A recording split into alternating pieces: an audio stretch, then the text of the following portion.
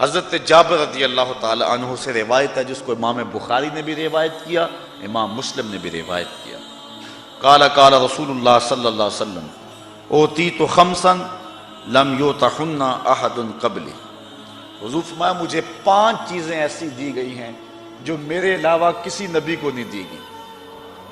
مجھے 5 ایسی چیزیں عطا کی گئی ہیں جو میرے علاوہ کسی اور کو نہیں دی گئی۔ پہلی چیز نصرت بالرعب مسیرۃ شہر، اللہ نے میری مدد رعب سے کی ہے، یعنی میں 1 مہینے کے فاصلے پر ہوتا ہوں، دشمن کے دل پر پہلے ہی رعب پیدا ہو جاتا ہے۔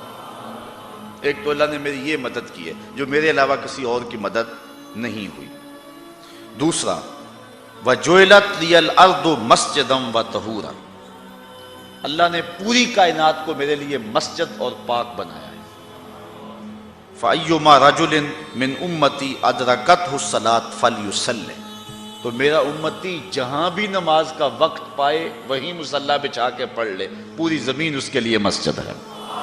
پچھلی امتوں میں ایسا نہیں تھا، عبادت کے لیے معبد میں ہی جانا پڑتا تھا، گرجا گھر میں کلیسا میں ہی جانا پڑتا تھا، لیکن اس امت کے لیے اللہ نے پوری زمین کو پاک کر دیا۔ حضور کے قدم آئے پوری دھرتی پاک ہو گئی۔ اب نماز کا وقت ہو گیا، گھر میں ہے تو گھر پڑھ لو، آپ دور ہیں، مسجد بہت دور ہے، نہیں پہنچ سکتے، ڈیرے پہ ہیں، آپ کھیتوں میں کام کر رہے ہیں، وہیں مصلی بچھا کے نماز پڑھ لو، جہاں بھی ہیں وہاں نماز پڑھ لو۔ پوری دھرتی کو حضور کے قدموں کے صدقے اللہ نے مسجد بنا دیا ہوا اور پاک کر دیا ہے۔ فرمایا دوسری یہ مجھ کو اللہ نے یہ شان دی۔ اور تیسری وَأُحِلَّتْ لِيَ الْغَنَائِمُ وَلَا تُحِلُّ لِأَحَدٍ قَبْلِي، اللہ نے میرے لیے مال غنیمت کو حلال کیا اور میرے سے قبل کسی کے لیے مال غنیمت حلال نہیں تھا۔ پچھلی امتوں کے لیے ایسا تھا کہ اگر وہ جنگ کے اندر کافر کوئی سامان چھوڑ کے جائیں تو وہ بس چھوڑ گئے، حلال نہیں تھا ان کے لیے، وہ اس کو استعمال میں نہیں لا سکتے تھے، لیکن حضور علیہ السلام کے لیے اس کو حلال رکھا گیا۔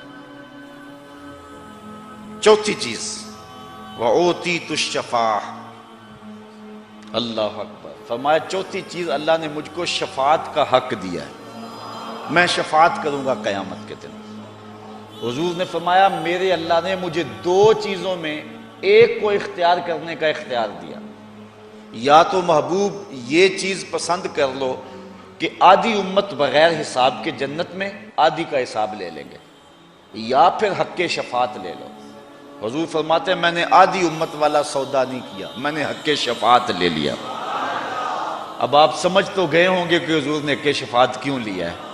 حضور نہیں چاہتے کہ میرا کوئی امتی جہنم میں جائے، حضور شفاعت کر کے سب کو جنت میں لے جائیں۔ اللہ اکبر۔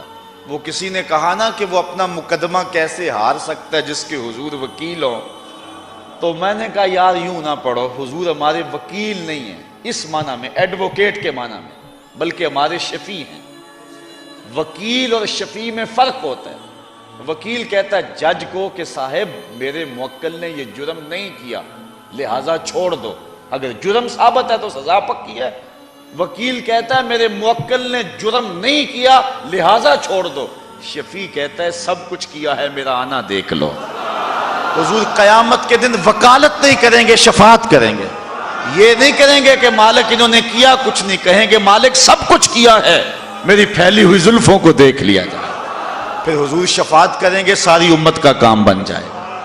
تو کہا اللہ نے مجھے شفاعت کا حق دیا ہے۔ اور 5ویں چیز وَقَانَ النَّبِيُّ يُبْعَثُ إِلَىٰ قَوْمِهِ خَاصَّةً وَبُعِثْتُ إِلَى النَّاسِ عَامَّةً، باقی جتنے بھی نبی آئے ہیں وہ کسی خاص قوم کی طرف مبعوث ہوئے ہیں۔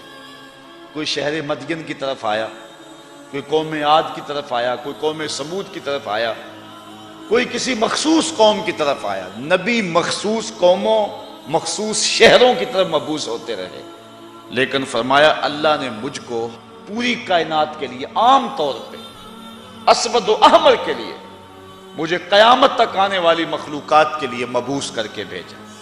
تو حضور کی امت کی عمومیت اور آقا کریم علیہ الصلوۃ والسلام کی یہ وسعت، تو کہا یہ 5 وہ چیزیں ہیں جو اللہ نے میرے علاوہ کسی اور نبی کو نہیں دی۔ اللہ اکبر۔ لوگوں سے امتیاز تو کیا، نبیوں میں امتیاز ہے حضور کا۔ آل حضرت بولے خلق سے اولیاء اولیاء سے رسل اور رسولوں سے اعلیٰ ہمارا نبی.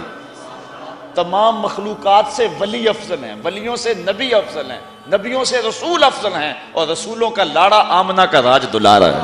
مہربانی کر کے اس چینل کو سبسکرائب کر دیں اور زیادہ سے زیادہ اس ویڈیو کو شیئر اور لائک کریں.